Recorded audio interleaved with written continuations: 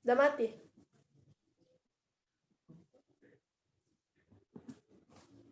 Hitung sampai 3 ya. 1, 2, 3. Assalamualaikum warahmatullahi wabarakatuh. Kami dari kelompok 11 dan 12 yang beranggotakan Anita Anastasia, Anissa Pratiwi, Naifatun Irba, dan Putri Nahdli Purba. Kami akan mereview sebuah jurnal yang berjudul Infant Milk Formula Processing, Effect of Wet Mix Total Solids and Heat Treatment Temperature on Rheological, Emulsifying, and Nutritional Properties. Next.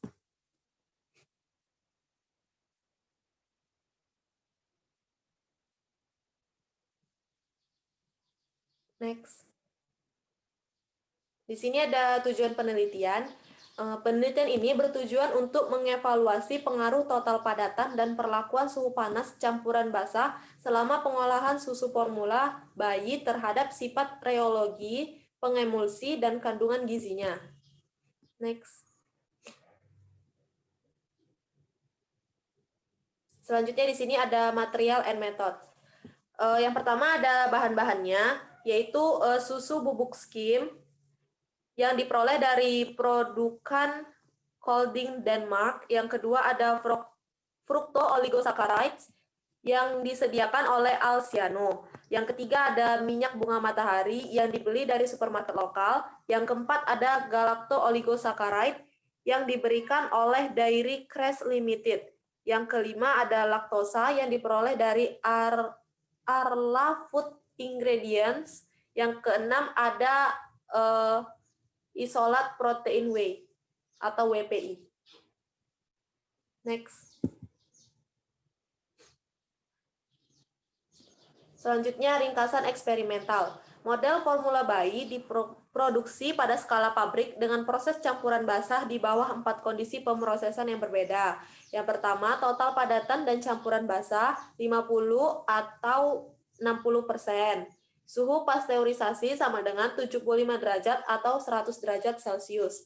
Setiap formula diproduksi dalam 2 rangkap. Total percobaannya sama dengan 8. Yang keempat, setiap ulangan diproduksi dari awal pada hari yang berbeda. Next.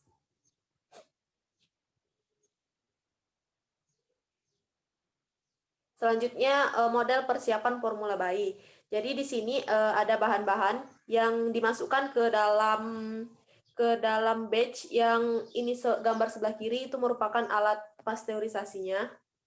Jadi di sini di tabel ini dijelaskan bahwa total padatan 50% itu di airnya sama dengan 7,5 kg, dengan laktosanya 3,42 kg, skim milk powdernya 1,14 kg, WPI-nya atau whey protein isolatnya ada 0,45 kg, sunflower oil-nya ada 2,01 kg, galacto-oligosaccharides-nya ada 0,44 kg, fructo-oligosaccharides-nya ada 0,034 kg. Kemudian total padatan yang diperoleh setelah didispersi itu sama dengan 48,9%. Selanjutnya seperti itu untuk yang total padatan 60%. Jadi gambar yang sebelah kiri ini merupakan alat pasteurisasi. Kemudian gambar yang sebelah kanan itu merupakan alat untuk spray drying. Jadi dia di sini memakai 4 tahapan. Yang pertama ada dispersi, yang kedua pasteurisasi, yang ketiga homogenisasi, yang keempat ada spray drying. Jadi tahap-tahapnya itu yang pertama, air dipanaskan pada suhu 65 derajat Celcius dalam mixer. Kemudian ditambahkan bahan-bahannya tadi seperti tabel yang di bawah ini dengan urutan laktosa, WPI, SMP, GOS, FOS, dan SO. Kemudian pH diatur menjadi 6,7 sampai 6,8. Kemudian campuran diaduk pada suhu 65 derajat Celcius selama 15 menit. Kemudian dipasteurisasi pada suhu 75 derajat Celcius atau 100 derajat Celcius selama 18 detik. Kemudian dihomogenkan menggunakan homogenizer tipe B5-1438. Selanjutnya dikeringkan, ini menggunakan alat spray dryingnya sehingga menjadi susu bubuk formula. Next. Nah, selanjutnya itu kuantifikasi protein whey asli. Pada tingkat protein whey asli ini mengalami penurunan setelah dilakukannya proses dispersi, pasteurisasi, homogenisasi, dan pengeringan semprot yang ditentukan dengan HPLC fase balik menggunakan metode modifikasi.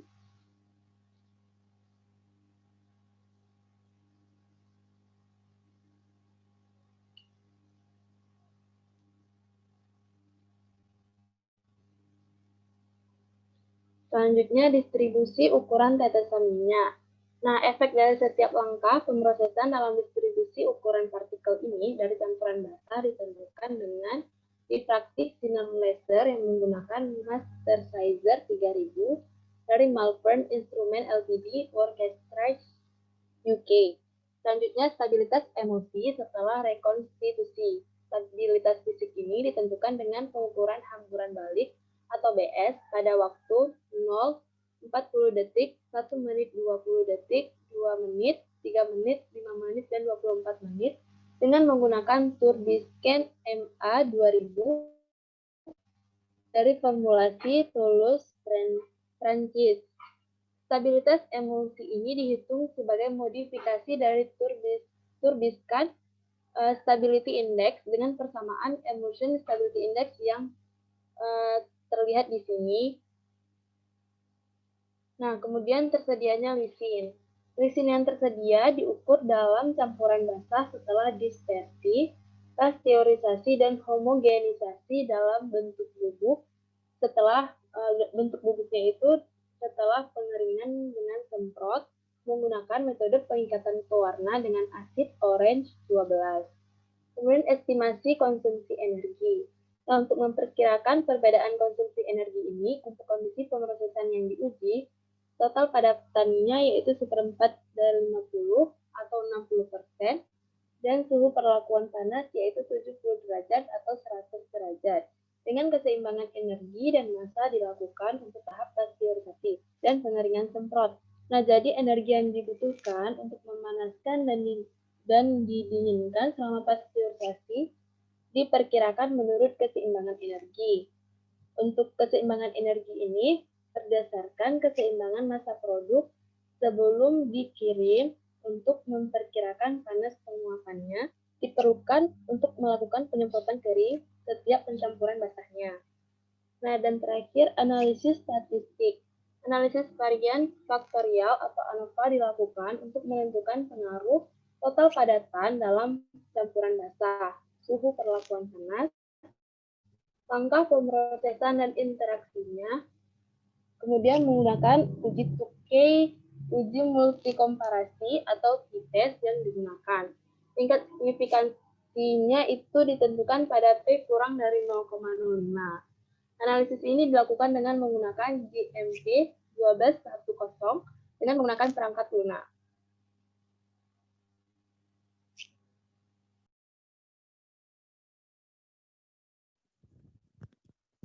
Nah, adapun hasil pembahasan tersebut, yang pertama dinilai itu adalah protein whey aslinya, di mana kadar protein whey asli yang diperoleh pada susu formula ini pada saat diberi perlakuan pasteurisasi, homogenisasi, dan pengeringan semprot menyatakan bahwa atau menghasilkan pada suhu 75 derajat dia itu dapat mengurangi si WP aslinya. Jadi WP aslinya itu lebih tinggi keasliannya, mengurangi keasliannya.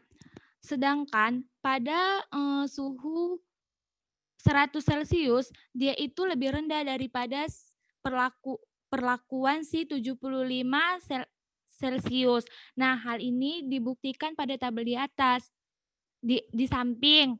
Nah, bahwa 50% pada suhu 75 itu lebih tinggi kan daripada 60% pada suhu 100%.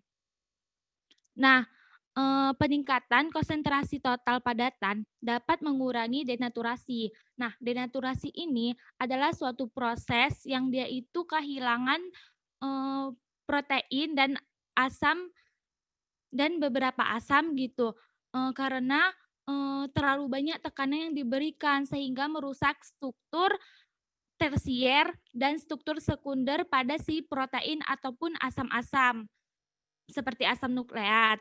Nah, peningkatan konsentrasi laktosa dapat memberikan efek perlindungan pada beta laktoglobulin. Nah, jadi beta laktoglobulin ini adalah salah satu alergi pada anak yang diakibatkan biasanya pada si susu formula. Next.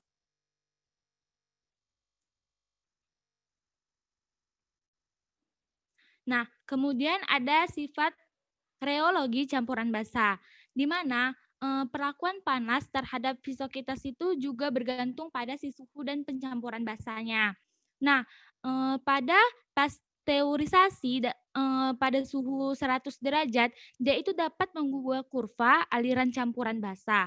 Sedangkan pada saat diberi perlakuan 75 pada suhu 75 Celcius, si viskositasnya itu tidak berpengaruh. Nah, di mana di tabel ini dijelaskan bahwa yang paling berpengaruh itu viskositasnya yaitu pada saat homogenesis. Nah, di mana di tabel ini dijelaskan bahwa yang warna biru itu lebih tinggi, lebih teratas daripada si warna merah, daripada si warna hitam.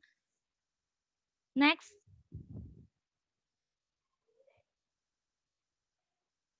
Nah, ukuran tetesan minyak. Nah, pada tabel di atas dijelaskan pada 75% di dalam suhu 75 Celcius, dia itu lebih rendah viskositasnya daripada 60% pada suhu 100 Celcius. Nah, hal ini dibuktikan pada tabel ini. Nah, pada 50% pada suhu 75 Celcius, dia itu mendapati 6,3. Sedangkan pada saat 60% pada suhu 100 Celcius, dia itu 16,0. Nah, lebih tinggi yang pada suhu si 100 Celcius. Nah, kemudian pada pasteurisasinya juga begitu. Yang pada 50% pada suhu 75 Celcius itu dia berada 6,5 dan pada 60% pada suhu 100 Celcius itu dia berada pada 46,7. Nah, pada homogenesisnya juga begitu. Pada 50% pada suhu 75 Celcius dia 7,7. Sedangkan 60% pada suhu 100 Celcius dia itu 95,9. Nah, jadi tetesan minyak ini selama pemrosesan menunjukkan efek yang signifikan dari langkah-langkah ketiga perlakuan itu. Semakin kecil tetesan minyak, maka viskositas yang diberikan itu akan rendah. Nah, begitu juga sebaliknya. Jika tetesan minyak yang diberikan terlalu banyak, maka viskositas juga akan bertambah. Next.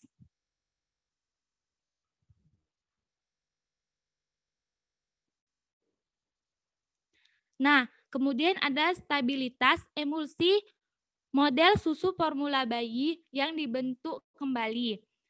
Emulsi yang stabil selama pemrosesan meminimalkan lemak asam bebas dalam bubuk dan melindungi pembentukan krim dalam susu formula bayi.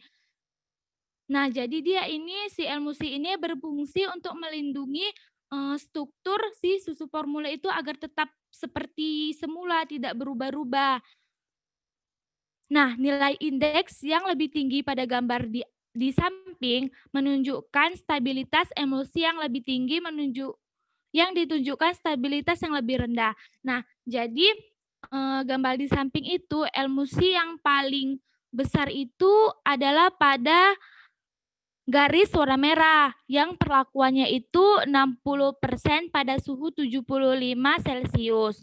Nah, yang paling rendah itu adalah pada garis warna hitam hitam, di mana dia itu diberi perlakuan 50% pada suhu 100 Celcius. Nah, selama diamati 24 jam, si 50% pada suhu 75 Celcius dan 60% pada suhu 75 Celcius menunjukkan destabilisasi yang signifikan pada jam 3 dan 5.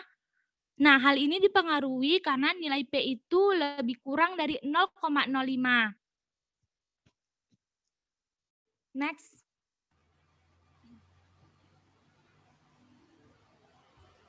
Kemudian ada tersedia lisin. Lisin yang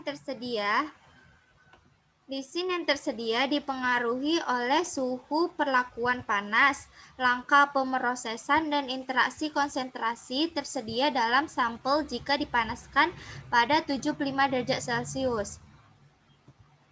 Selama pemrosesan, saat pasteurisasi, hilangnya lisin terjadi di mana gugus amino lisin bereaksi dengan gugus karbonil karbohidrat produksi seperti laktosa. Perlakuan panas 100 derajat Celcius mengurangi tingkat protein whey asli dibandingkan dengan perlakuan panas 75 derajat Celcius. Hal yang diperoleh jika campuran basah mengalami suhu tinggi, protein whey asli menjadi lebih kecil. Pengeringan semprot dapat menyebabkan kehilangan lisin. Selama pemrosesan campuran basah model susu formula bayi, hal ini dapat dihipotesiskan bahwa skema pasteurisasi pada 100 derajat Celcius, gugus asam amino dalam protein whey menjadi lebih mudah diakses, tetapi tidak sampai pada pengeringan semprot. Next.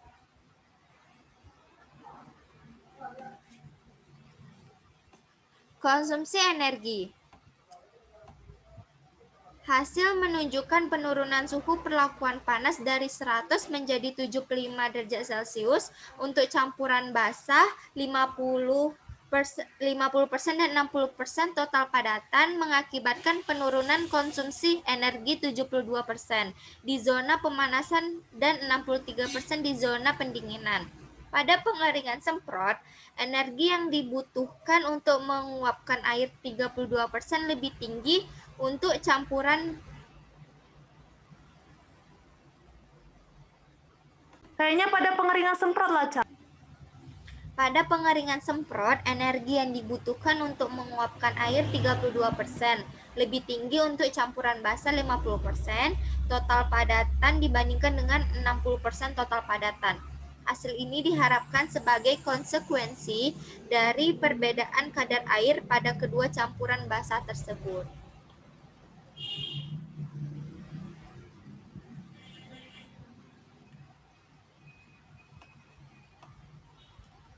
Meningkatkan level total padatan dari 50 menjadi 60% memungkinkan pengurangan konsumsi energi total sebesar 17% untuk perlakuan panas pada 75 derajat Celcius dan sebesar 30% untuk perlakuan panas pada 100 derajat Celcius.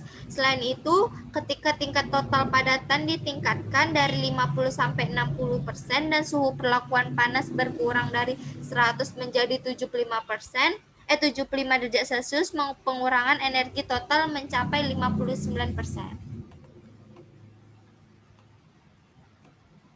Next. Kesimpulan.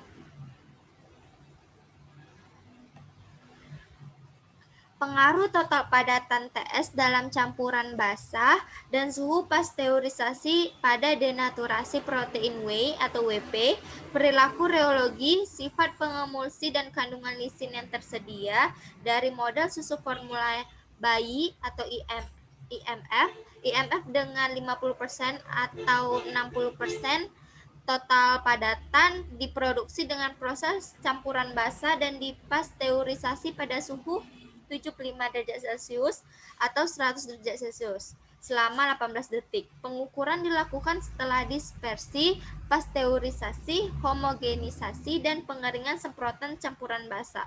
Pasteurisasi pada 100 derajat Celcius menyebabkan denaturasi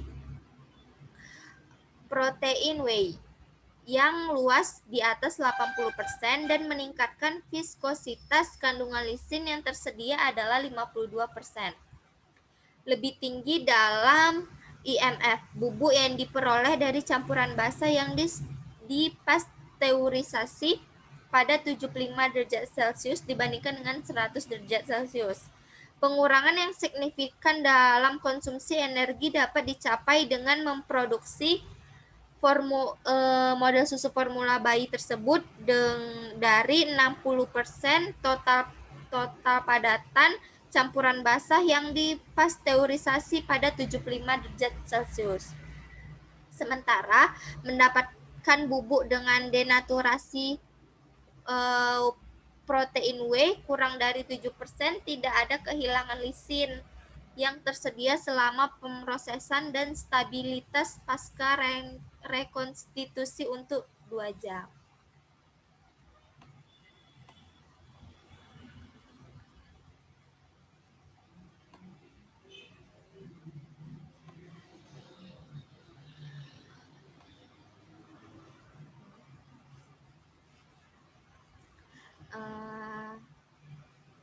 Demikian